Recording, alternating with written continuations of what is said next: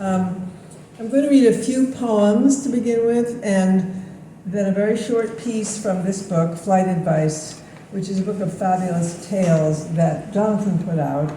And I timed my reading, so it's 8 minutes or under. The first poem is a prose poem. It's called, sorry, As for the Worm. It appears in Unlikely Stories.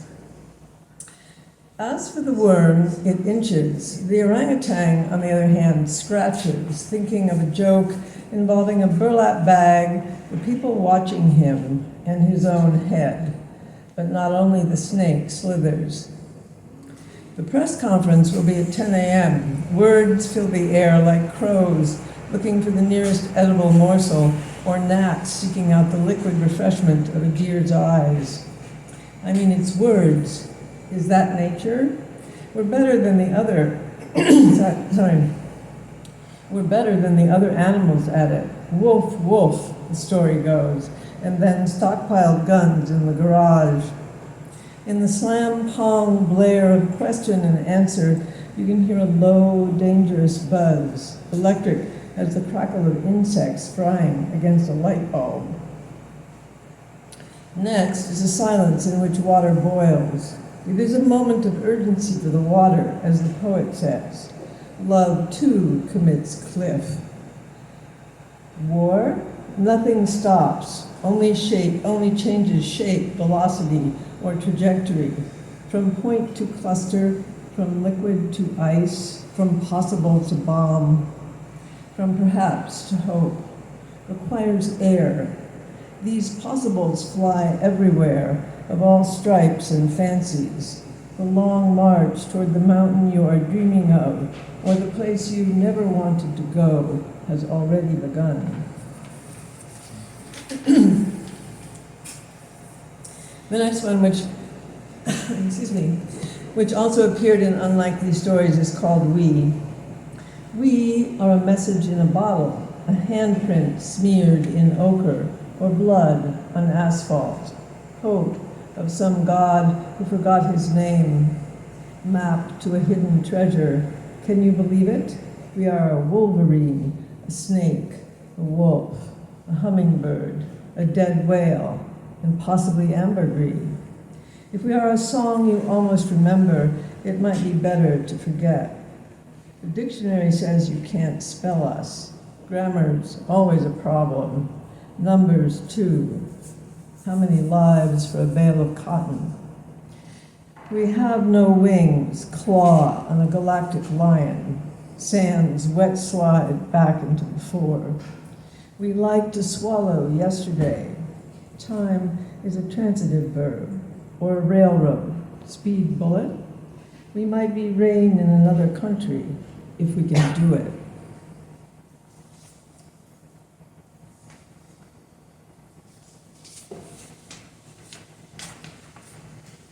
I'm going to read 2 more poems and then a very short piece from Flight Advice. This one is called The Secret Will Tell You. The secret will tell you part of what you see isn't there. The mind's loom murmurs, lights. Is it like a brook or that ballad that tells the recipe in quatrains? Yesterday's cake with the message baked in, the secret will tell you how the glass mountain turned to iron, what made the kettle a frying pan. Still, we can make a story out of 3 grains of sand and a head of lettuce. The lion tracked him all the way down the trail. He backed and waved sticks and shouted.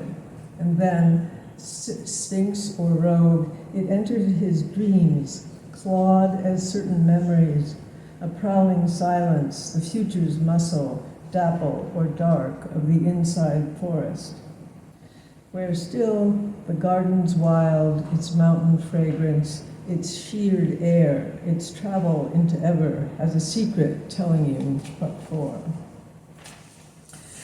And this last one, which is called Small Boat, was published in Shot Glass Journal.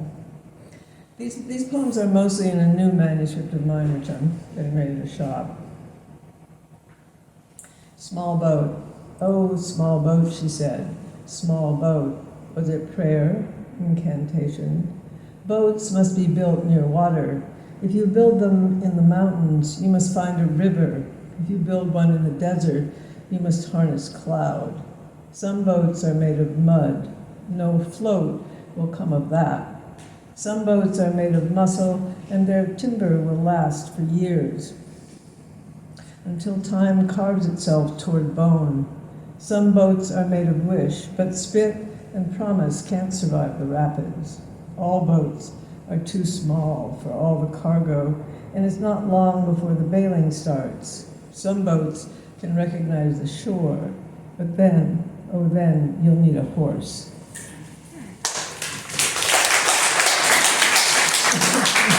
Thank you. So these are fabulous stories. They all have elements of the surreal or fable or magic realism. And this particular one,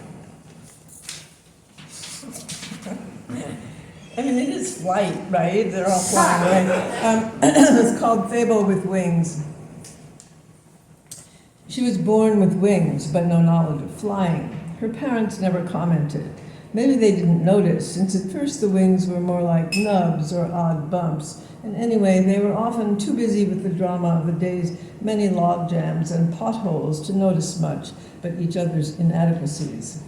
When she herself noticed the wings, they seemed like 6 toes or something, useless appendages, though at least not as froggy as extra toes. At first, she hid them. If she stood a certain way and dressed right, they seemed pretty much like large shoulder blades. Later, she wound beads and scarves in their feathers and tied them into a plume like a long ponytail, made them into a fashion accessory. Then, one high summer noon, she saw how free and light, how sweetly deep that blue dome above her was. Maybe the wings actually worked. And well, come to find out, they did. Her first few flights were careful, up into leaves, a bit of leaf muss and flurry, awkward bounce forward onto branches, teeter, and then an exultant perch on a branch, almost in the clouds it felt like, looking down with no fear. On her next aerial adventure, practicing swoop turns above a meadow, she encountered a large raven dangling some grapes above a fox's raised and drooling mouth. "What are you doing?" said the raven. "I'm concentrating." "Yeah, beat it," said the fox. "I've just about got him hypnotized." Her first thought had been sympathetic to fox. She'd always had a soft spot for those pointy noses and furry tails, and of course that red, but given this last remark, Raven's burnished black seemed no less striking, possibly even more attractive than fox's red. Interesting. Like the undetermined contest between ground and sky. So she tried to hover. The problem was her starboard wing had a tendency to pull. This caused first a slow drift and then a faster veer, and abruptly she went into a spin, unfortunately in the moment's crisis flapping her arms instead of her wings. Blam, ruffled, thud, as she careened into Raven, whose hover, she had time to notice before she bashed into him, was perfect. Most of the grape cluster in the commotion dropped into Fox's mouth, and alert as always, he immediately swallowed both the grapes and Raven's foot. Raven squawked loudly, beat his wings frantically, and actually managed to drag Fox, clamped onto his foot, with grape juice running down his jaw, upward off the ground. Fox looked down at friend Earth as it grew farther away beneath the glorious red of his tail, now tucked between his hind legs. Raven pumped his wings.